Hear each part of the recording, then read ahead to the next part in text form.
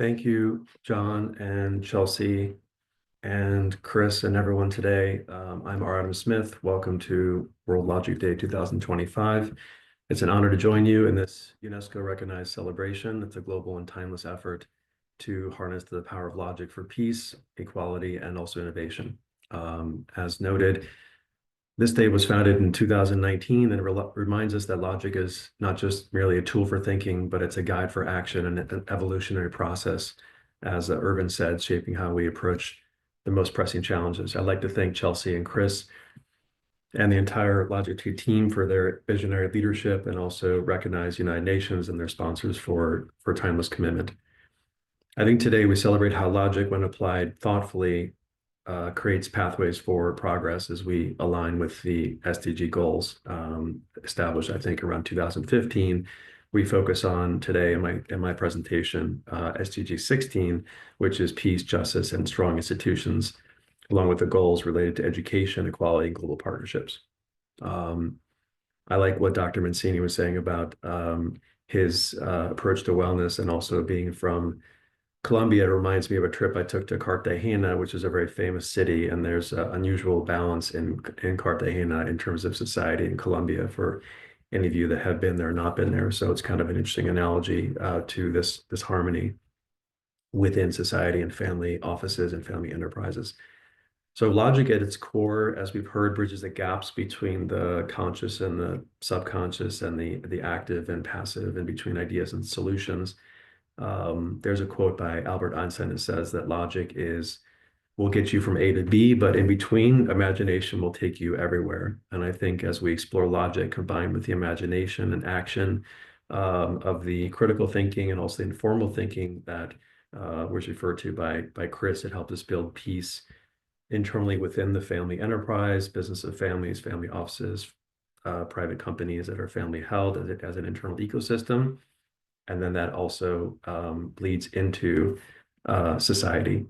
Dr. Irving Laszlo also reminded us that logic is not just an intellectual exercise, but a conscious reality, and it operates both internally within the family enterprise and also externally as a coherence as we engage with the world. So as I advise family offices and family enterprises about their businesses, there's a broader ecosystem around the business, which is the community and the society within their companies and also externally. So I'll be focusing on the family enterprise in this conversation today, which is a powerful yet very deeply human institution that embodies values, traditions, and responsibility around the world, and particularly in Europe and increasingly in the US as a newer ecosystem of large family enterprises. These are not just economic engines, they are processes of conscious evolution, and these family enterprises are massive, and they impact how we govern and collaborate, impact society. So just briefly, I'm R. Adam Smith. I've spent decades working with family enterprises as an advisor, investor, builder, advocate for generational leadership, harmony. I've worked with Chelsea and also later Emily and I know Hannah, and there's a wonderful cast today of really brilliant, thoughtful people. So I'm trying to build a media platform in the audiocast with podcasts, really advocating generational leadership, and you can find more about that on LinkedIn, along with many other family enterprise podcasts and videos and thought leadership platforms. But one of the profound lessons that I learned earlier in my career, working with family offices and one multi-generational family office, was a founder said, basically, a family business is like a tree, and its roots are the values, and its branches are more its reach. And so without harmony, these roots, if they're not strong, their branches will never grow. So there's an ecosystem that works together. And I think that's an interesting analogy to what Irvin was saying about peace as a process. It's not just rooted in a concept, it has to attach to the conscious thought and society we're working with. This analogy underscores that truth that peace within a family enterprise, family office, family company is a process, is not a given. It requires intentional effort. I actually spoke about this with Chelsea on our podcast previously, that it's guided by internal contemplation and also the evolution of those thoughts. So family enterprises are really the heartbeat of the global economy. Studies by McKinsey and also the University of Toronto's Rotman School of Management both show clearly that family enterprises contribute 70% plus of the global GDP. In emerging countries. That's 75, 80%, perhaps 90% in some smaller emerging countries, and they employ about 60 to 65% of the entire workforce of the world. These figures highlight their importance, but also as engines of employment, of human capital, of economic vibrancy, and of course pillars of stability in society. But the significance goes beyond numbers because these ecosystems are typically value-based as a family business, more so than public companies or companies that are not family led or family owned, but rather founder owned that are not a family. Family enterprises are more likely to embody stewardship, long-term thinking, responsibility to their brand, to their legacy, to their employees, to the society that they're in. Kofi Annan once described that places where peace must be sought above all is where people live, trade, and dream. So there's that correlation between capitalism and commercialism and where people work and also where they dream. So family enterprises have a unique opportunity that, obviously are not immune to challenges, but they have a purpose and a legacy that extends through the family and multiple generations, much as you see with some of the guests today in Chelsea's family. It's not just one set company or one set generation, it's multiple generations. Next gen, but next gen is such an acronym that limits the conversation around that because it requires this conscious thought, this internal external consciousness that Urban talked about, the relational coherence, a commitment to shared understanding, and therefore unity and thriving through uncertain times. Let's explore some drivers of peace and unity in family enterprises. Family enterprises as defined by large businesses that are owned and run by families, as opposed to non-families. First of all, governance. Key frameworks are essential to maintaining this relational coherence. Family constitutions, decision-making protocols, boards, charters, structured communication channels, being vulnerable within those channels, gathering that information, putting it into the governance ecosystem reflects the principles of SDG 16, which is promoting accountable and inclusive institutions. Without communication and vulnerability to express that information, to prepare for a major transaction, selling the company, next generation, a new charter, merging, selling, transforming, there's no inclusiveness there to feed to the governance and have clarity of thought. The second, there's the institutionalization of collaboration and across generations. So it's clear that bridging generations requires a lot of effort. Younger members of families, or even people working for the families that aren't the family members, but let's just say the younger members of the family enterprise, what do they bring? They bring innovation, they bring open-mindedness, they bring thought, curiosity. And older members, they can still have curiosity and innovation and creative thought, but they carry wisdom. So the key to really harnessing that harmony is kind of like Chris was saying, is that consciousness of thought process, right? Thinking about the formalities of communication and the informalities of communication and fostering respect across the generations. I think a founder once told me something like, I don't want my children to inherit the company as an entity, as an organization. They want to inherit the vision, not the company. So this mindset fosters collaboration and ensures more continuity. Third, purpose-driven leadership. Family enterprises are really at their best when anchored by a clear sense of purpose. Purpose is very nebulous, so you can define purpose in different ways, but I talk about a lot on the podcast and where that purpose is going.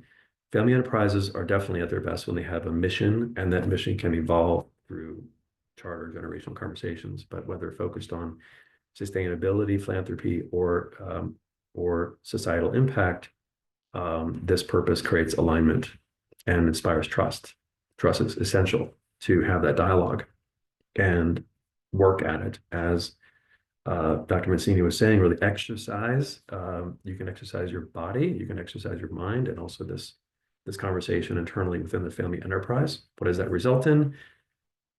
More peace, hopefully, within these organizations, more cohesion, more harmony within the ecosystem.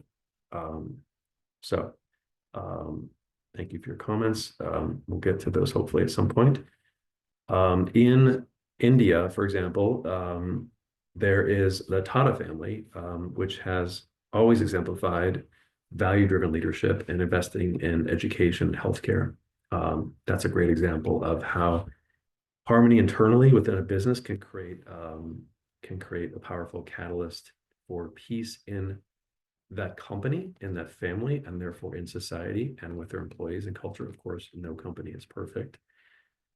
In fact, I find that the workplace is a tricky issue right now for the world, in the dichotomy of what's good for companies and what's good for employees, and where DEI and ESG and workplace balance and hybrid work rules are going. As we can see with the JP Morgan announcement, not going so well initially. Obviously, people take some time to change.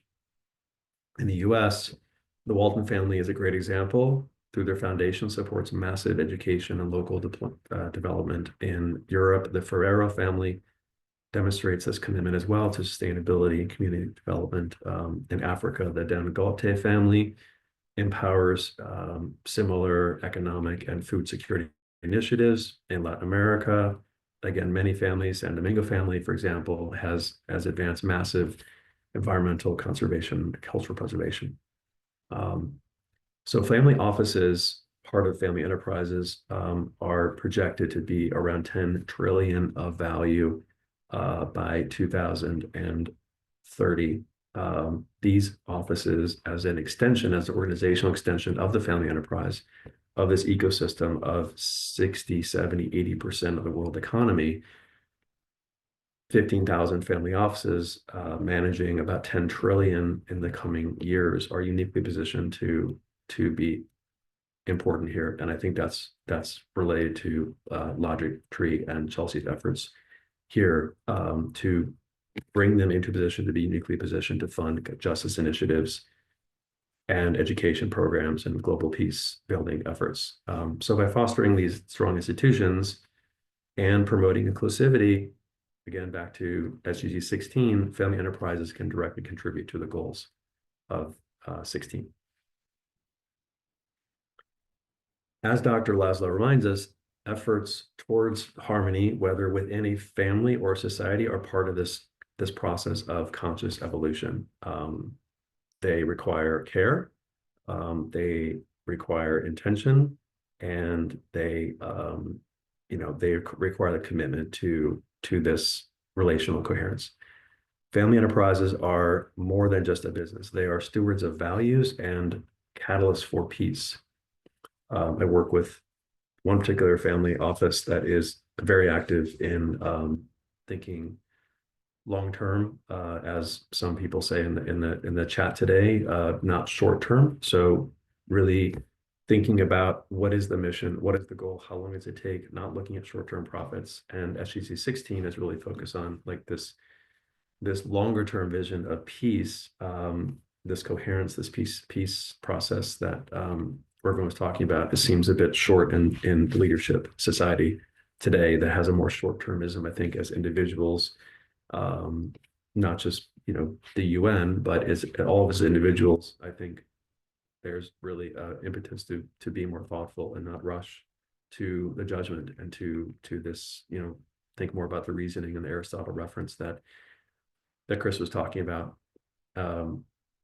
SDG 16 reminds us that people everywhere should feel safe and free from fear, whatever their ethnicity or faith orientation. So this vision is relevant internally within the family enterprise, and also externally. It requires a collaboration between all these ecosystems. I've written about this at familybusiness.org.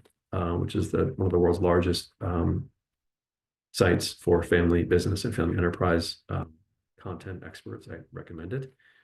Spoken about this with Alfredo Damasis, who's probably the world's top tier academic in family enterprise and family business, about this collaboration between ecosystems, not just the business and the board and the owners, but also within communities and even governments.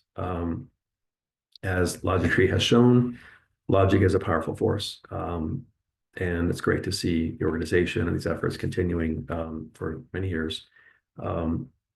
Logic is not just for solving problems, but for closing gaps and thinking about democratization of knowledge. And I think it's interesting what Chris was talking about AI, is that as the AI enhances, we can use that AI to empower ourselves. It's going to be messy, but it also raises the bar for the intellectual effort that we have and use as humans, alongside that AI, not get lazy to just use that. So this logic is essential. It also inspires ethical leadership. I think that, again, the reference to Aristotle and some of the evolution of the informal logic thinkings of the 70s, a more modern element of thinking, is critical to think about ethical dilemmas, ethical leadership. What are the value systems of society? And like, what is the human race meant to do? It's meant to be in harmony and grow together. So it's great to have AI, but again, if we don't utilize logic on our own within the capacity of our own minds, then it will be sort of a lost opportunity and a muted force. So I encourage all of us to, research more about this, especially SDG 16 of the many that there are. Very inspiring mission statements, of course, by the UN, an incredible organization that is still very, very powerful in the world today, and sometimes underestimated, I believe. So it's important that we continue to support their efforts and organizations that coordinate with them, such as Logictry. I challenge you to embrace this responsibility. So together, through unity, values, and logic, we can create a world more and more that reflects the best of who we are as humans, and particularly with and through family enterprises. I'm proud to be part of that ecosystem and be a thought leader, and to share ideas and knowledge and work with clients and friends that hopefully can benefit from ideas working together, and especially around this concept of continuous logic and rational thought, to be able to bridge issues within the family enterprise organizations and then become strong organizations for themselves, for their employees, and for their communities. So thank you for this opportunity to share these thoughts today. I'll turn it back to Chelsea and Chris. And John, thank you so much for continuing this important conversation in the next Fireside Chats.